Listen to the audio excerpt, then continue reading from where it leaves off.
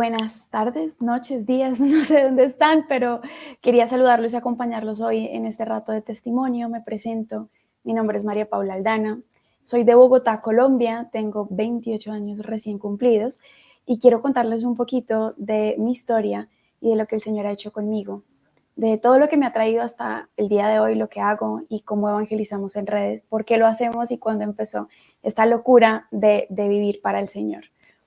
Les puedo contar que yo pues nací en Bogotá, Colombia, tengo dos hermanos menores, hombres los dos.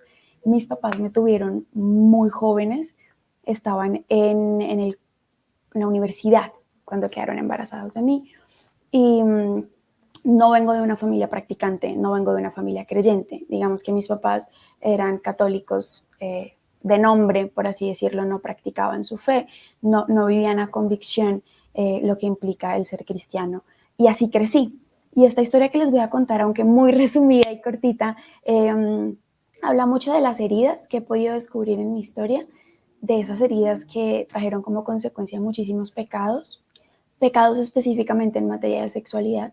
Y eso tiene una, digamos que una providencia implícita del Señor muy grande que me ha llevado ahora a dedicarme a las redes sociales y sobre todo a evangelizar en teología del cuerpo, porque a eso me dedico, a evangelizar desde la teología del cuerpo y desde la sexualidad integral y hablar de todas estas cosas que me hubiese gustado que me dijeran, que me enseñaran a mí cuando estaba creciendo y poder ayudar un poquito a que otras personas, sobre todo niños y jóvenes, se ahorren los dolores que yo viví y las consecuencias que aún sigo viviendo en medio de todo este caminar. Entonces, como les contaba, ya ahora sí devolviéndome un poquito, yo crecí, yo soy la mayor de mis tres hermanos, pues somos tres, ellos son hombres y digamos que desde muy pequeña eh, tenía una capacidad muy grande para asumir emocionalmente las situaciones que pasaban en mi casa, pero que realmente no me correspondía asumir a mí. Entonces, ¿qué les puedo decir? Yo era la niña madura, la niña juiciosa, la niña tranquila, la niña quieta, y sin querer, mis papás al ver esa actitud en mí empezaron a descargarme muchísimas responsabilidades emocionales de su matrimonio, de la situación de la casa, de mis hermanos. Entonces, también inconscientemente yo empecé a adoptar esa postura de la niña madura, la niña grande, la niña que tiene todo bajo control. Empecé a internalizarla y además eso se convirtió en mi identidad. Yo era la niña que era muy buena para estudiar, era excelente estudiante académicamente, siempre recibía premios, condecoraciones, menciones, honores y era muy madura para mi edad. Entonces mis amigos eran los amigos de mis tías o de las personas muy mayores. Yo no tenía esa capacidad como de relacionarme con personas de mi edad, me costaba un montón. Y, y para mí era eso, o sea, estar en el sitio seguro era estar en control de toda la situación, prevenir que hubiesen discusiones, peleas en mi casa y muchísimas otras cosas que para mí pues hubiesen sido como detonantes de estrés o de ansiedad, ¿no?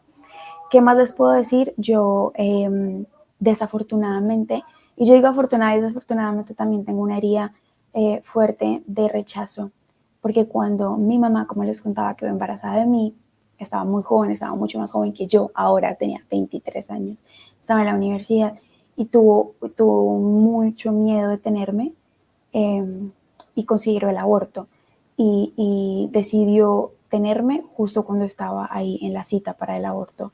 Entonces, desde ahí yo puedo ver, claro, la libertad de mi mamá, porque pudo haber dicho, no, no la quiero tener, como muchas otras mujeres, pero su libertad y también guiada por la voluntad de Dios, decidió tenerme. Y desde ahí el Señor estaba ya hablándole a mi vida, ¿no? Dándole un mensaje de elección, te escojo, te elijo y te salvo. Desde ahí me estaba salvando el Señor. Pero como les contaba, desafortunadamente uno no se da cuenta que son muchísimas cosas chiquitas que pueden como tener consecuencias bastante fuertes en la vida de una persona. Y en ese un poco crecer esquemáticamente con rigidez emocional también, con una madurez impuesta y también autoimpuesta, y con esa fachada de perfección, ¿no? La niña perfecta, la niña juiciosa, la niña que hace todo bien, siempre sabe qué decir, siempre sabe qué hacer, siempre saca 5 en todo. Me daban mucha autonomía también, Entonces no sentían que tenían que preocuparse tanto por mí o que cuidarme tanto. Y eso, de cierta manera, si uno lo ve desde la psicología, produce también en ti una herida de injusticia. ¿Por qué? Porque la injusticia es, pues la justicia es darle a cada quien lo que le corresponde, ¿no? Cuando tú privas a alguien de lo que debía tener, de lo que debía recibir, del sentirse cuidado emocionalmente, no porque no me cuidaran, obviamente me cuidaban y me cuidaban muchísimo, pero emocionalmente, afectivamente, en donde tú quieres ser vulnerable, pues había mucha más dificultad y es ese, no sentí, no crecí con esa percepción de merezco ser cuidada, merezco que mis sentimientos sean validados, no crecí con esa concepción de puedo ser vulnerable, ¿cierto? Puedo sentirme mal, puedo llorar. Por ejemplo, yo nunca me permití llorar delante de mis papás o de nadie. Y además cuando se te dan cosas que no te corresponden, entonces cargas emocionales, problemas afectivos que no te corresponden, estrés y muchísimas circunstancias que pues realmente no estás preparado para cargar a los 5, a los 6 años, a los 10 años. Eso sí genera en ti muchísimas heridas. Y esta herida de injusticia también, precisamente al no darme lo que me correspondía, y era ese cuidado, ese estar más pendiente de mí afectivamente, porque ella ya lo tiene todo controlado, ¿no? Ella lo tiene todo bajo control, es una niña prodigio, es una niña autónoma, es una niña que no necesita muchos cuidados. Me permitieron que me dejaran sola muchísimo tiempo. Y al dejarme sola, desafortunadamente yo intentaba hacer recuerdo de la edad, pero sé que debía tener unos entre 7 y 8 años. Eh, Fui expuesta a pornografía en el lugar donde estaba en ese momento, donde me estaban cuidando. Pues mis papás no estaban, mis papás claramente trabajaban muy duro para poder darnos a mis hermanos y a mí lo que necesitábamos, y pues dejaron mal parqueado un video pornográfico y yo estaba con la niñera, pero pues la niñera estaba cuidando a mis hermanos menores, yo era autónoma, independiente, estaba por ahí jugando, y vi un video pornográfico que a esa edad tú no tienes las herramientas emocionales, ni siquiera cognitivas, para asumir lo que estás viendo, ni las consecuencias o las implicaciones o todo lo que está detrás de eso que estás viendo. Cuando nosotros hablamos de la neuroplasticidad que se presenta en los cerebros en desarrollo de niños y adolescentes, nos damos cuenta que esa hipersexualización tiene una carga súper fuerte en los procesos cognitivos y en la autopercepción de las personas, ¿no? Y de la percepción que tenemos de la realidad misma. A los 7, 8 años tú no tienes la capacidad ni neurológica, ni emocional, ni afectiva, ni de madurez cognitiva para poder asumir una carga de actos sexuales que te son abiertos, y te abre un mundo nuevo de muchísimas realidades sexuales que tú no puedes asimilar, que tampoco te sientes en la capacidad de expresar a otros, porque algo en ti sabe que eso está mal, que es escondido, pero al mismo tiempo en tu cuerpo se empiezan a desarrollar prematuramente muchas experiencias de placer, entonces empiezas a buscar vivir eso que viste, o empiezas a actuar según esos parámetros de afectividad y de sexualidad que para ti se empiezan a normalizar. Piensen que no solamente es la pornografía. Muchos jóvenes y niños no necesariamente han sido expuestos a pornografía, pero sí empiezan a tener un acercamiento bastante fuerte a percepciones y a concepciones de la sexualidad humana a través de los medios, por ejemplo. Entonces, series, Netflix, películas, y a mí me pasó exactamente lo mismo. Claro, no había el boom que hay ahora, pero las series que veía en su momento también normalizaban muchísimo la masturbación, era normal. El sexo casual también era muy normal en las series adolescentes que yo veía. Te acuestas con uno, te acuestas con otro, no pasa nada, el sexo es diversión, no es sinónimo de diversión. Y vas creciendo con esta concepción de que tu sexualidad es un juguete, ¿no? Está ahí para divertirte, para complacerte, y cualquier medio que tú utilices de satisfacción es válido, siempre y cuando no le hagas daño a nadie. No te estás dando cuenta, o yo no me daba cuenta que me estaba haciendo muchísimo daño a mí, y crecí así, interiorizando la masturbación como una práctica normal de satisfacción sexual. Eh, y qué duro, yo digo, si en esa época aún habían muchas cosas tabú y muchas cosas de las que no se hablaba, hoy en día qué duro es cuando se nos dice desde la institucionalidad, desde el gobierno, desde las políticas públicas de educación sexual de la UNESCO, por ejemplo, que los niños tienen derecho a desarrollarse sexualmente, ¿no? Qué fuerte es eso, porque no se dan cuenta de lo que eso implica en la vida de una persona. Yo sí sé lo que eso implica en la vida de una persona, en mi vida, por ejemplo, y no estaba bombardeada con todo lo que hay ahora. Pero sí, tú empiezas a desarrollar lo que se conoce también en psicología como una adicción. ¿No? ¿Por qué? Porque las adicciones tienen ciertas implicaciones en tus comportamientos, en tus percepciones de la realidad, en tus percepciones de las relaciones interpersonales, en tu capacidad de establecer relaciones saludables y estables, en tu capacidad también de autocomplacencia, en el proceso neurológico de recompensa que hay en los neurotransmisores cuando les das excesivas cantidades de dopamina. Podemos estar hablando de comportamientos adictivos. Empecé a desarrollar una adicción profunda a la masturbación y el consumo de pornografía desde los 8 años, hasta el punto de que para mí era normal hacerlo muchísimas veces al día. Y claramente cuando tú vas creciendo y eso que tú ya internalizaste y que vives en la intimidad de tu experiencia de crecimiento, se refuerza con lo que te dicen los medios, con lo que hace tu actriz favorita, tu actor favorito, con lo que se habla allá afuera. Después entras al mundo del bachillerato y también es súper fuerte todo lo que se vive. Luego entras a la universidad. Yo entré a la universidad también en Bogotá, entré a estudiar Derecho.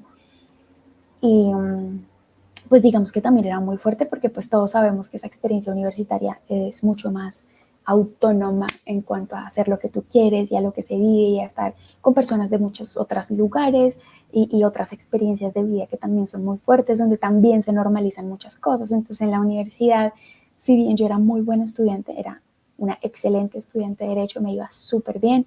Desde el primer semestre ya trabajaba en firmas, con mis profesores, en firmas de Derecho, ayudaba a escribir libros, o sea, me iba realmente muy bien.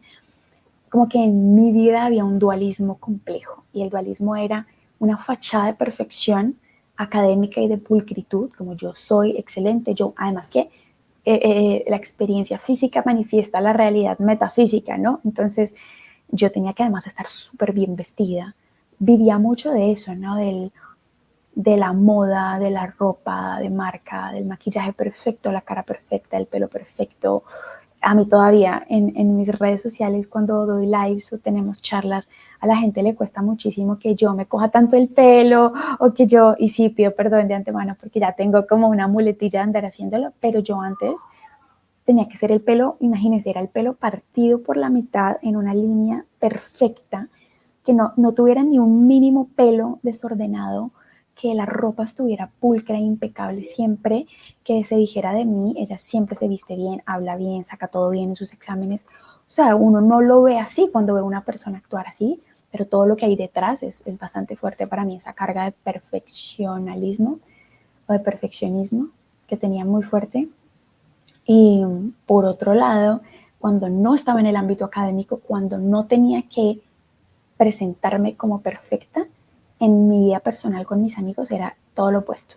O sea, era la más desordenada, la más parrandera, fiestera, rumbera, no sé cómo le digan en el país donde tú estás, pero sí iba a extremos, ¿no? Además de eso, tengo una tendencia bastante fuerte como a las adicciones y eso es una carga genética que ya está en mi familia. Hay una línea bastante fuerte de alcoholismo y de abuso de muchas cosas, entonces tenía una predisposición ya, además de mi experiencia y de las heridas adquiridas, había ya una predisposición, no solo genética, sino de educación bastante fuerte. Entonces yo podía vivir, claro, estirándome mucho y casi que rompiéndome, podía vivir ese dualismo entre la vida perfecta académica y profesional y el descontrol moral, por así decirlo. Entonces, desde muy chiquita también empecé a beber alcohol, como desde los 13 años ya bebía muchísimo alcohol y cada día empezó como a crecer y a crecer más. Yo no podía medirme, o sea, yo no era la niña en mi grupo de amigas que puede pasar un tiempo agradable sin los excesos, no, o sea, yo tenía que beber hasta el máximo y tomar hasta el máximo y emborracharme, quedar en el suelo destruida y así empecé también con el consumo de sustancias. También empecé con muy poquito y empecé más y más y más y más y más, porque creo que también tengo una personalidad de extremos, ¿no? Conmigo siempre ha sido todo o nada. Y como te venden esta idea de que mientras tú no le hagas daño a nadie, todo está permitido, pues para mí era así, yo no le estoy haciendo nada malo a nadie, todo me es permitido, ¿no? El placer, yo creo que esa visión hedonista para mí era muy importante. Yo quería trabajar para poder complacer todos mis placeres. El placer del ego, el placer del buen nombre, la vanidad, pero también tener mucho dinero, comprarme muchas cosas, vivir de fiesta. Era bastante fuerte y compleja mi visión de la vida. Y además de eso, en un panorama ya afectivo, me costaba muchísimo relacionarme con hombres en relaciones estables y duraderas, ¿no? Entonces, por ejemplo, yo a mis 15 años tuve mi primer novio y digamos que en el principio era una relación muy bonita, fue mi mejor amigo, pues se imaginan ustedes, han tenido ese primer amor. Muchas personas dicen, ay, tenías 15 años, eso no es una relación seria. Well, pues, o sea, cuando tú estás creciendo y es tu primer amor y todo es perfecto y todo es hermoso, pues les cuento que realmente eso marca. Hay experiencias que marcan tu historia y marcan sobre todo tu concepción de las demás relaciones, aunque tú no te des cuenta, inconscientemente pasa así. Y yo enamoradísima, o sea, más enamorada que los del Titanic, él y yo, mejor dicho, el amor perfecto.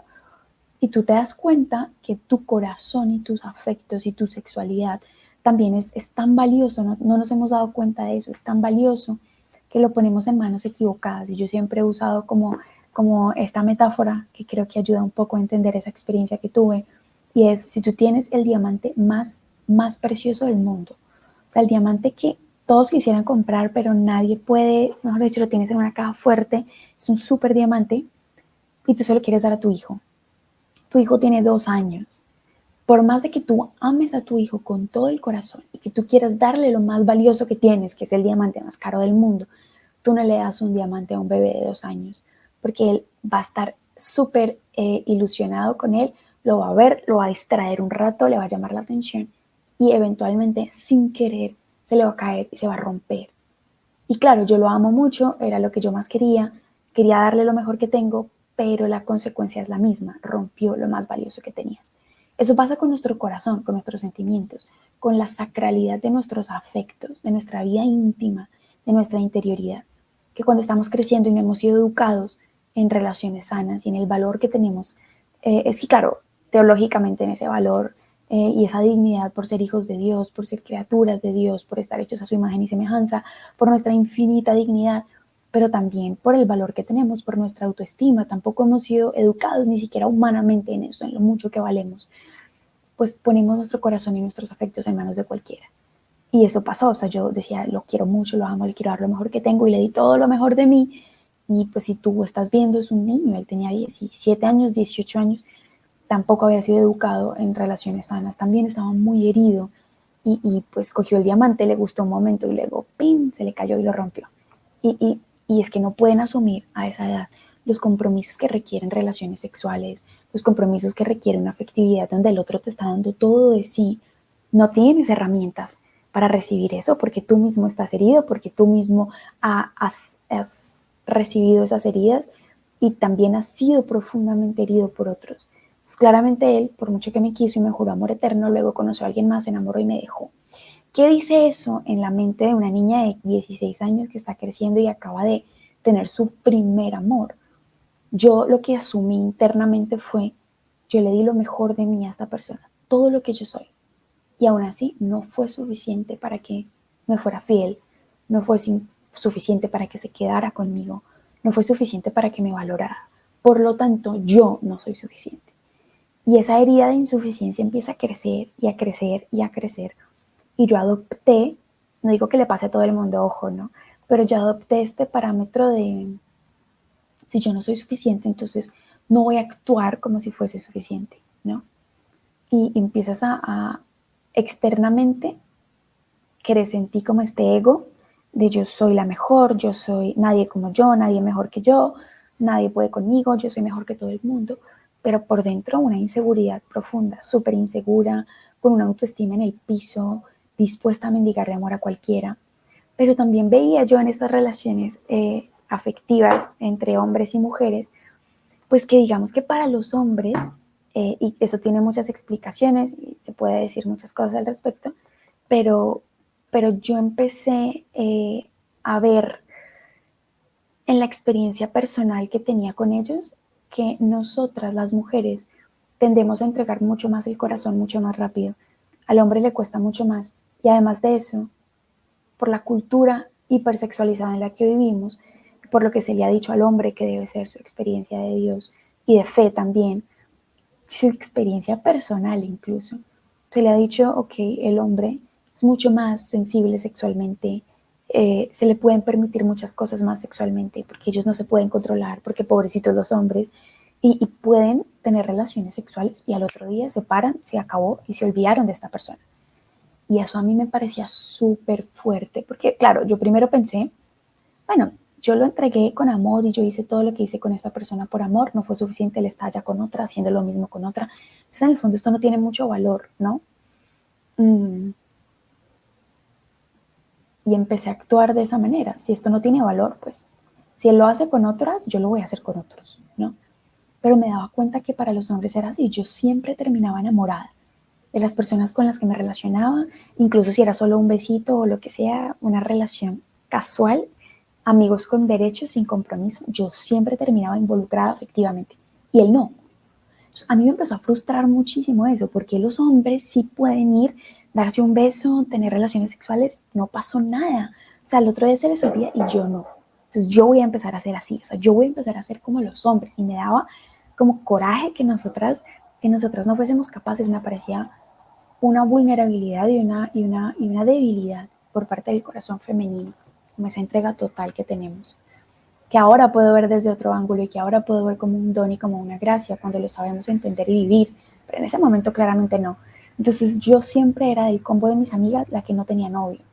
Yo nunca supe lo que era tener una relación estable, incluso un noviazgo estable o saludable, nunca. Mis amigas sí tenían novios de 1 año, de 2 años, el amor eterno, iban de vacaciones con él, se lo presentaban a la familia, todo eso. Yo era la que siempre estaba soltera, la que siempre estaba de fiesta, la que siempre se iba a emborrachar, la que se daba besos con uno, con otro, pero sabían que María Paula no se compromete con nadie.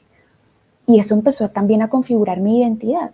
Mi identidad es yo soy tan chévere y soy tan cool que yo no me comprometo con nadie, ¿sabes? Pero eso también genera en ti una autorreferencialidad muy peligrosa en términos sexuales y afectivos también. ¿Por qué? Porque junta esa experiencia afectiva que tú tienes donde te expusiste, te hicieron daño y te empiezas a replegar sobre ti y dices, yo no quiero a nadie, yo no necesito a nadie, yo puedo usar a los demás, uso a los hombres, pero no los necesito ni me voy a involucrar porque me van a hacer daño con una experiencia personal de consumo de pornografía y de masturbación. Toda tu experiencia de la sexualidad afectiva, biológica, física, se repliega sobre sí. Entonces, por ejemplo, y esto suena muy duro de decir, yo sé que es duro, pero pues las cosas hay que decirlas como son. Yo siempre le decía a mis amigas, ¿por qué te vas a encartar con un hombre si tienes un vibrador, por ejemplo?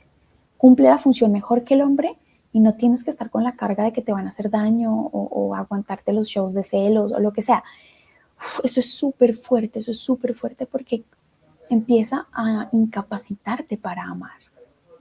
El amor es en esencia el donarse, el darse por el otro. Para mí era todo lo opuesto, el donarse era un riesgo, el donarse en una relación sexual también era un riesgo. Entonces, es fuerte tener esa experiencia y es fuerte crecer sin que nadie a tu alrededor vea lo que te está pasando, ni te puedan iluminar sobre, hey, esto de pronto no está tan bien, hey, esto te está haciendo daño o te va a hacer daño. Y más cuando tus amigas te ven como un modelo a seguir. Si a ti te ven como un modelo a seguir y dicen, wow, qué chévere esto, no solamente no tienes quien te ayude a salir de ahí, sino que refuerzan en ti estas ideas sobre lo que es bueno.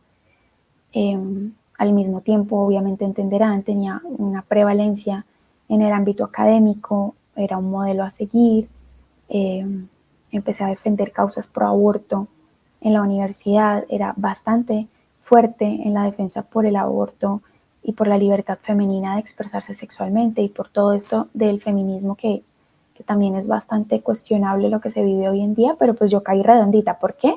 Yo creo que más que por convicciones políticas o ideológicas, era porque estas visiones y estas ideologías y estas percepciones de la mujer y de la ley y del cuerpo legitimaban el desorden en el que yo vivía. Y cualquier otra cosa que se dijera, como la defensa por la vida, la defensa por el no nacido, la castidad, para mí era una afrenta, porque era atacar directamente mi estilo de vida. Y como no estaba dispuesta a ceder en esto que estaba viviendo, pues estas ideas se acomodaban más a mis caprichos, porque en el fondo es así, a mis caprichos. Lo que pasa es que tú lo puedes esconder en una defensa de la mujer o de los derechos sexuales y reproductivos o de lo que tú quieras, pero en el fondo lo que tú quieres es que te aplaudan lo que tú haces y que eso no contradiga tu estilo de vida, ¿no?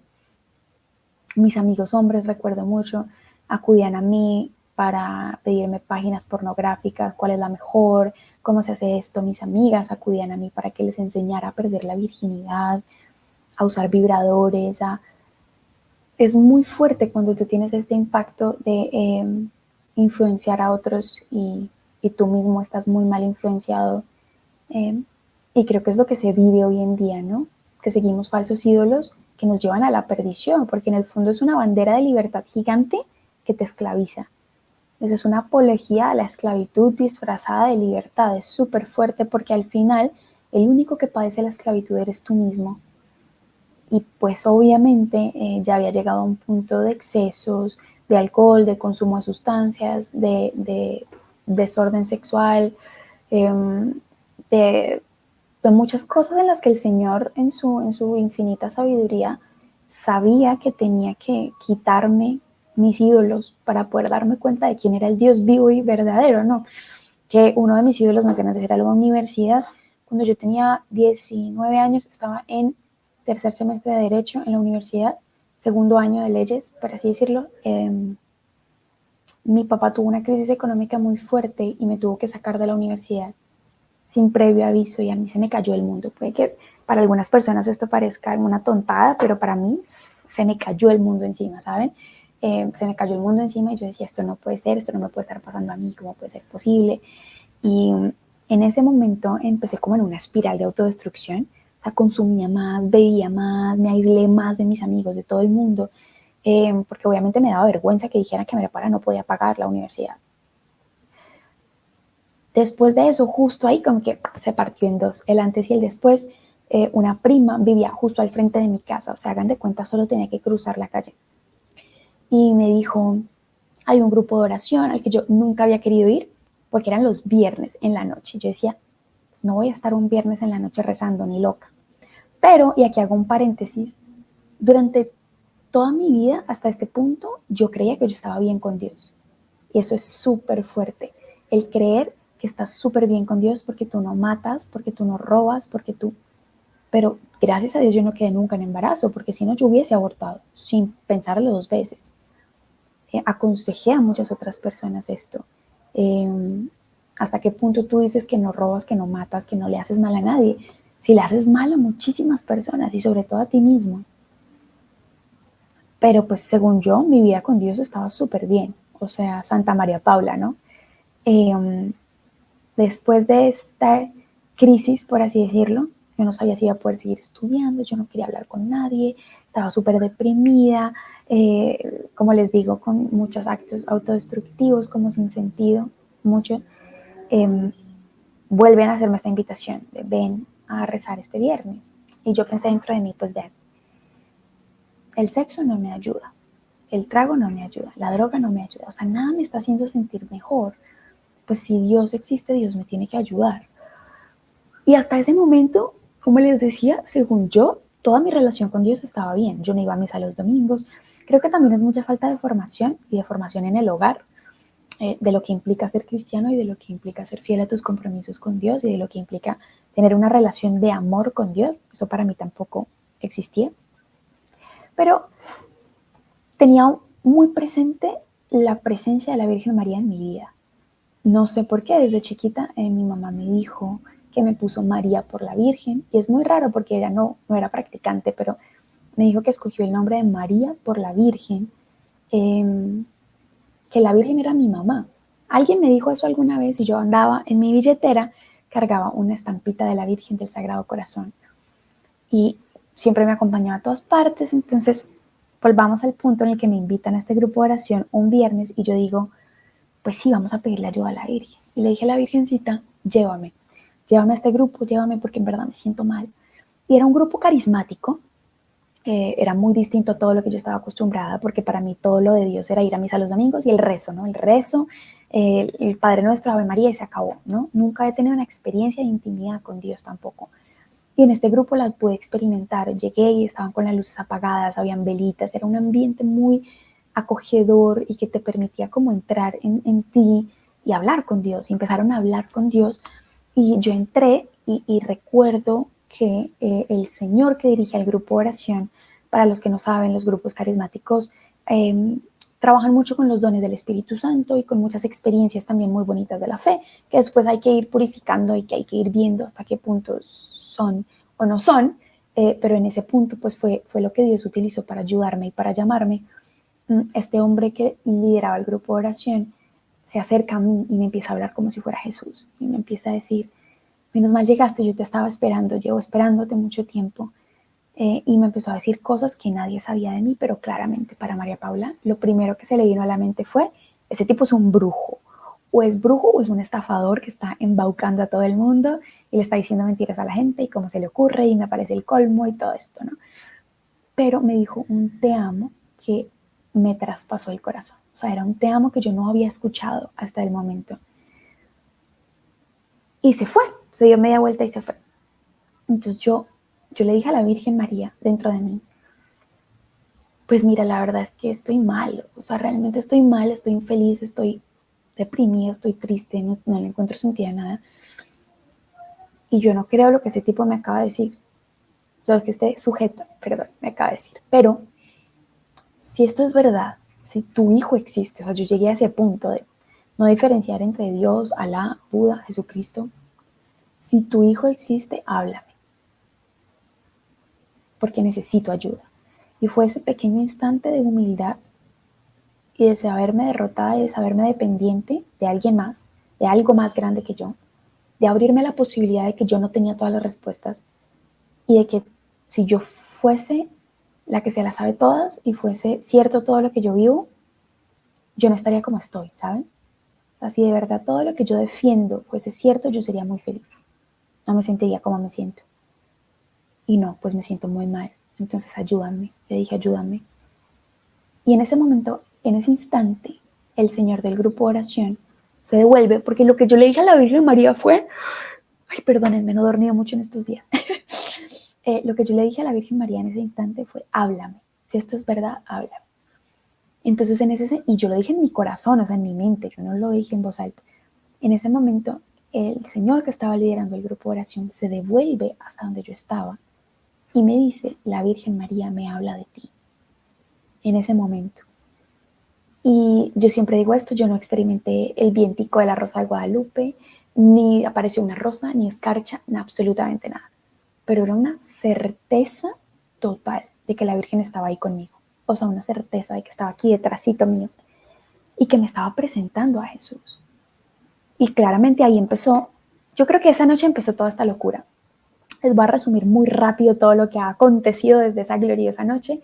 Empecé a ir al grupo de oración todos los viernes. Claramente yo no tenía formación, entonces para mí no habían parámetros morales ni de vivencia cristiana que interpelaran mi vida. Entonces, por ejemplo, yo iba al grupo de oración los viernes y luego me iba a fumar marihuana o me iba a tomar o me iba de fiesta, porque para mí era como mi espacio con Dios y ya, el resto de mi vida podía seguir igual.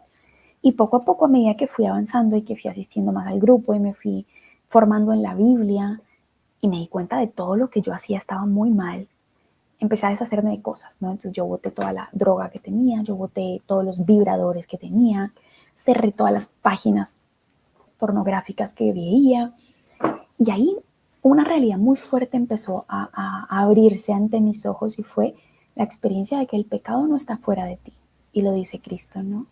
Lo que hace impuro al hombre no es lo que está fuera del hombre, sino lo que vive en el corazón del hombre, la dureza del corazón, los desvíos del corazón. Ahí es donde se alberga el pecado.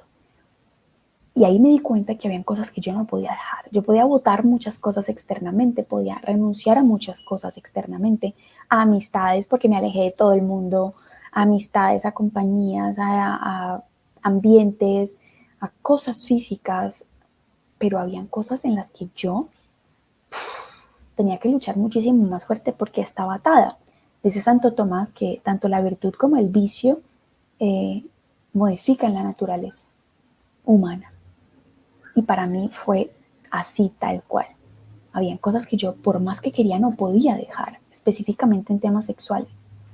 Yo estaba atada hasta el cuello a la masturbación y no podía, o sea, yo podía ir a misa, orar, confesarme y en la noche volver a caer. Así. Y lloraba y sufría y decía, Señor, ¿cómo salgo de aquí? ¿Cómo salgo? Y empezó una lucha espiritual, una lucha bastante fuerte, que yo no les digo esa fue la única lucha necesaria, no. Sigo teniendo necesidad de esa lucha todos los días de mi vida, pero digamos que en ese punto fue una lucha de un antes y un después. Y empecé a ayunar, empecé a orar, empecé a asistir al Santísimo todos los días, empecé a luchar realmente. Mi arma de batalla fue el Santo Rosario y empecé a rezar el Rosario todos los días y claramente la lucha espiritual se empezó a sentir y empecé a sentir como al otro no le gusta que tú te vayas, llevas mucho tiempo sirviéndome. Así yo sentía que me decía, llevas mucho tiempo sirviéndome y trayéndome muchas almas a la perdición, ahora no te voy a soltar así como así. Y en medio de toda esa lucha y de todo lo que espiritualmente pude vivir, el Señor siempre estuvo ahí, la Virgen siempre estuvo ahí.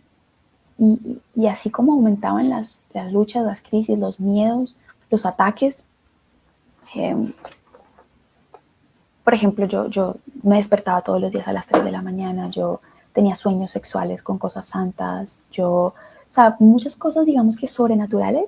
Lo más fuerte era también lo humano, ¿no? Porque estaba aislada de todo el mundo, porque me alejé de mis amigos y de todas las personas que me hacían mal, pero no tenía nadie que me llevara a Dios. Yo no, en mi casa empezaron a atacarme muy fuertemente, me prohibían ir a misa, no como una prohibición así, pero no les gustaba. O sea, si yo me iba de fiesta, perfecto, si llegaba tarde, perfecto, pero, pero si me iba a misa, me gritaban que era una fanática, que me había vuelto loca, que empezaron a hablar de mí, a burlarse de mí. Claro, todo lo que eso implica en tu familia, en tu círculo íntimo, pero en la familia más extensa también. María Paula se enloqueció, María Paula, ta, ta, ta, ta, ta. O sea, era como una batalla por todos los lados. Ya había vuelto a la universidad, entonces ya no estaba con las demás personas, ya no me vestía como antes, ya no me comportaba como antes, estaba muy sola, ¿no?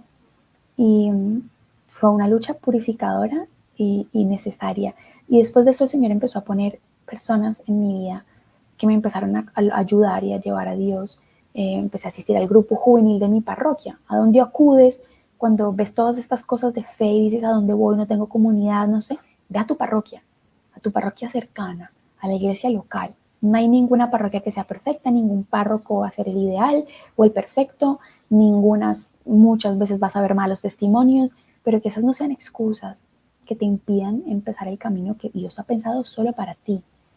Y empecé a involucrarme mucho en la vida parroquial, empecé a ir al grupo de jóvenes de la parroquia y estos jóvenes que antes yo ni siquiera hubiese querido ni saludar, o sea, que me habían parecido lo más patético del mundo, que hacen rezando un sábado, porque además se reunían los sábados, que hacen rezando un sábado, no sé qué, sin amigos, niños, sin futuro, sin vida, o sea, yo pensaba eso. Siguen siendo los amigos de mi vida hoy en día, aquellos, los únicos con los que realmente cuento en las buenas y en las malas, son esos niños que en ese momento conocí en ese grupo. Y me llevaron a Dios de una forma muy concreta en la vivencia que ellos tenían de Dios, en el día a día, en lo que implica ser un joven que ama a Cristo y a la Virgen, y hacíamos Pascuas jóvenes, Pascuas juveniles, retiros, vigilias. Era realmente una experiencia completamente distinta y el Señor empezó a llevarme, a conducirme, a consolarme, y en este grupo conocí a un amigo. eh,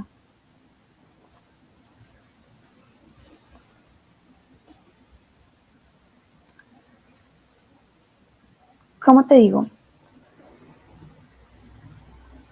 Yo les cuento esto no para que sea un parámetro de lo que le tiene que pasar a todo el mundo, sino, sino una experiencia particular que de pronto puede iluminar la vida de otros. Muchas veces nosotros confundimos la conversión inicial con, el, con la vocación a la vida consagrada. Nos puede pasar a muchos, pero digamos que a mí me pasó al inicio. Entonces, tengan esta niña que pasó del cero al todo, ¿no? O sea, pasé de una vida súper desordenada a un se divide en dos y ahora solo de Dios, todo el tiempo para Dios, ¿no? Estás con el fervor inicial con el que el Señor te ha adornado para iniciar este camino, porque cuando empiezas, sales de los retiros lleno de Dios, o mejor dicho, ayunas 3 días seguidos, eso es todo, ¿no? Estás lleno de fervor. Y al mismo tiempo empiezas a pensar, bueno, quiero entregarme completamente a Dios. ¿Qué significa entregarme completamente a Dios? De una nos vamos a la vida consagrada o al sacerdocio. Entonces debe ser que Dios me está llamando a eso. No digo que no, por eso hay que empezar ese discernimiento. Pero en mi caso fue, Dios me está llamando a ser toda suya, y yo quiero ser toda suya. Y entonces, ¿cómo lo puedo hacer? Empezando un camino de discernimiento. Esta persona que les digo me empezó a llevar,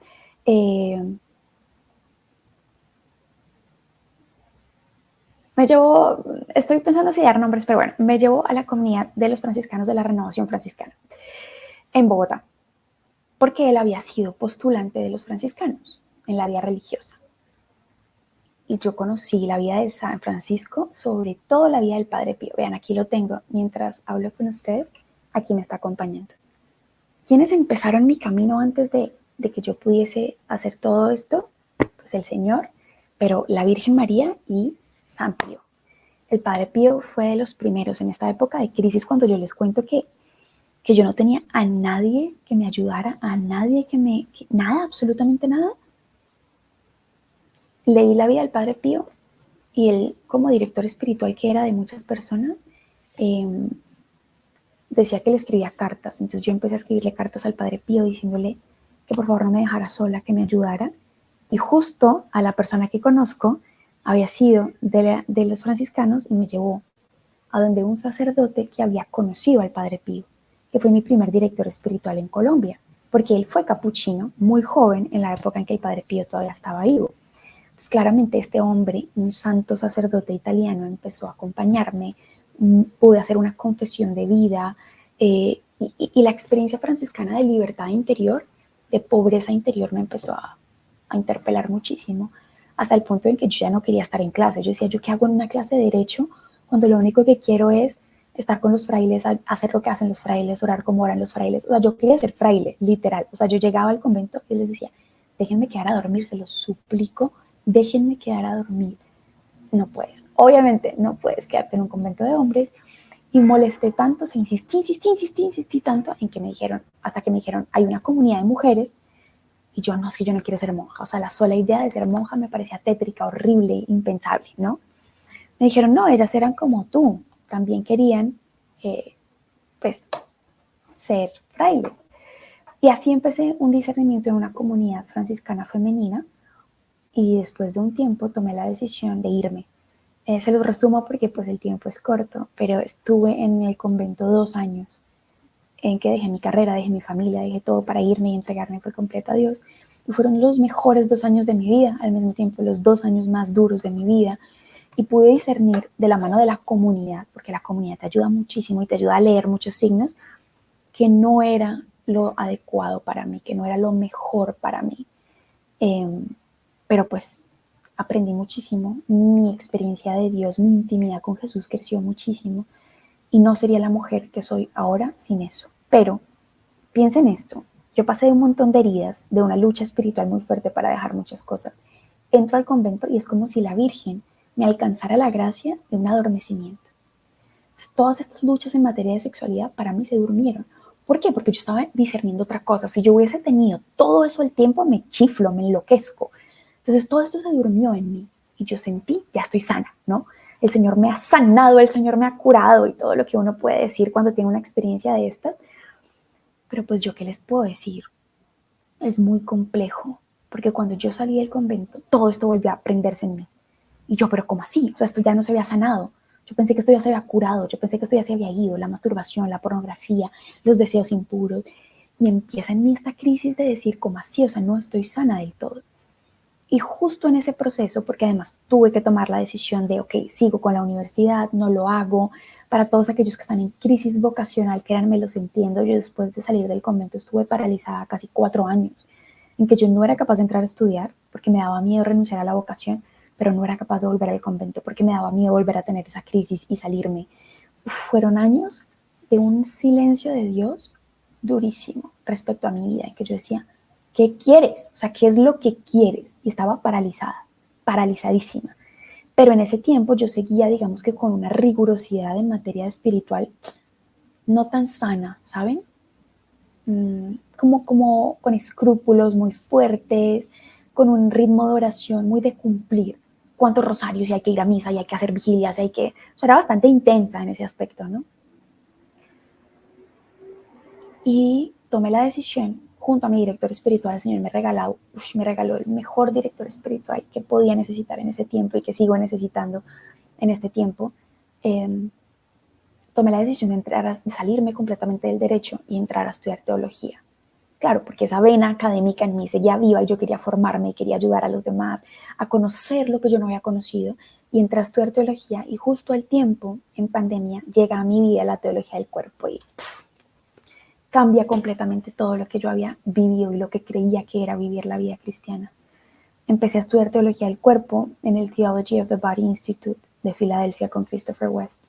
Con él o con cualquier persona, estúdiala, o sea, no te puedes morir sin hacerlo, pero empecé a vivir la fe como una cosa mucho más humana. Empecé a entender mi experiencia como un proceso de sanación que se da en el cotidiano a medida que voy abriendo el corazón.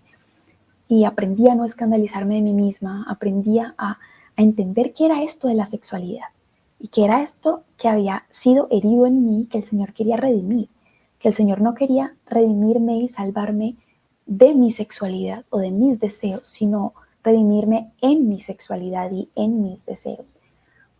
Y al mismo tiempo, mientras yo estudiaba teología del cuerpo, una de mis mejores amigas, se llama Paola, también que conocí en esa parroquia hace tantos años cuando empezó mi proceso, me dijo, yo empecé a subir unas meditaciones como de Lección Divina en pandemia, en mi casa. Y ella me dijo, abramos una cuenta de Instagram y yo te la administro y tú subes cosas. Y yo, no, ¿cómo así? No sé qué. Hasta que me convenció y me convenció y me convenció y me convenció. Y abrí la cuenta de Instagram junto con Paola, que se llama Somos Suyos, y empezamos a publicar nuestra experiencia de fe. Hacíamos rosarios, meditaciones, leccios, y cuando yo empiezo a estudiar teología del cuerpo y empiezo a hablar de teología del cuerpo, eso empieza a crecer exponencialmente para lo que yo tenía pensado, y tomamos la decisión de darle un giro a la página, a la cuenta, y a dedicarnos solo a hablar de teología del cuerpo. Yo empecé a formarme en sexualidad y en afectividad aparte, y empecé a darme cuenta de la sed tan grande que tienen las personas de formarse en estos temas, porque no es un tema más, ¿no? La sexualidad, y es tan fuerte que San Juan Pablo II, que escribe la teología del cuerpo, llega a decir que aquel que no comprenda el fin de su sexualidad y que no la pueda vivir como Dios la pensó, no comprenderá ni su proyecto de vida ni el plan de Dios para él. Es muy fuerte. La sexualidad atraviesa todo lo que somos, es manifestación de lo que somos. Entonces, cuando yo empecé a estudiar esto y a hablar de esto y a ver las heridas tan profundas que tienen los solteros, los casados, los consagrados, dije, es esto. Esto que no encontré en el convento, que no sabía cuál era mi lugar, esto que estuve esperando 4 años sin saber para dónde coger, me quiero dedicar toda mi vida a vivir sobre todo eso, porque es lo más duro, a vivir la teología del cuerpo, que es el evangelio, en otras palabras, la redención del corazón. Y por otro lado, me quiero dedicar a ayudar a otras personas, al menos a enseñar cómo ha sido mi experiencia y que se puede, y que hay una luz, que hay una enseñanza para que podamos ser realmente libres. Para eso vino Cristo, ¿no?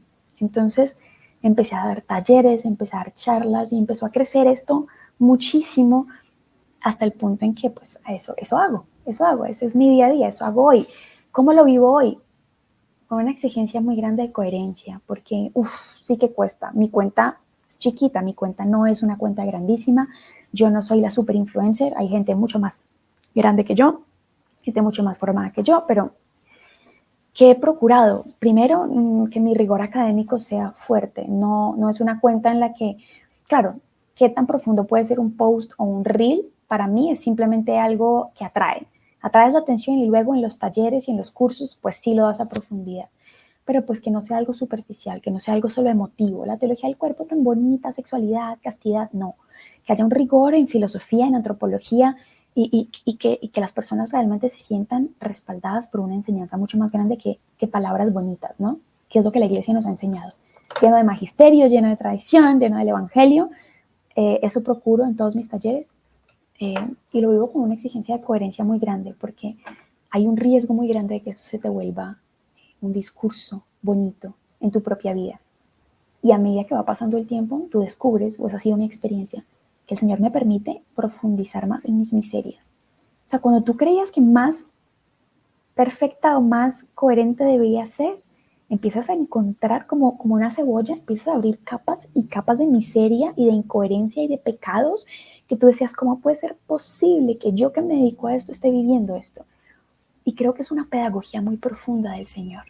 Uno, de que nunca se te suba nada a la cabeza, no se te olvide de dónde te he sacado.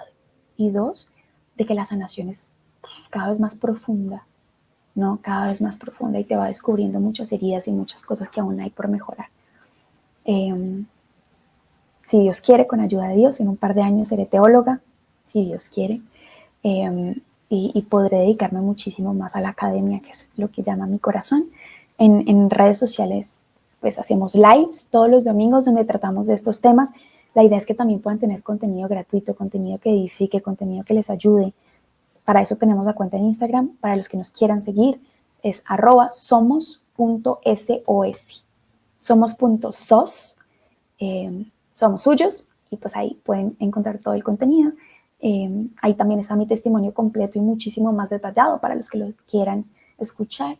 Yo los animo a que se interpelen, a que se cuestionen para qué están aquí, cuál es el propósito de su sexualidad, de sus deseos, de sus afectos, de todo lo que has vivido, incluso de la culpa, de los escrúpulos, de la laxitud, del hedonismo. Dios tiene una respuesta para ti y también la tiene para mí. Y me la sigue dando y sigo escuchando, pero te invito a que también te interpeles, te cuestiones, no te conformes, no te quedes quieto, fórmate y ama y aprende a amar bien.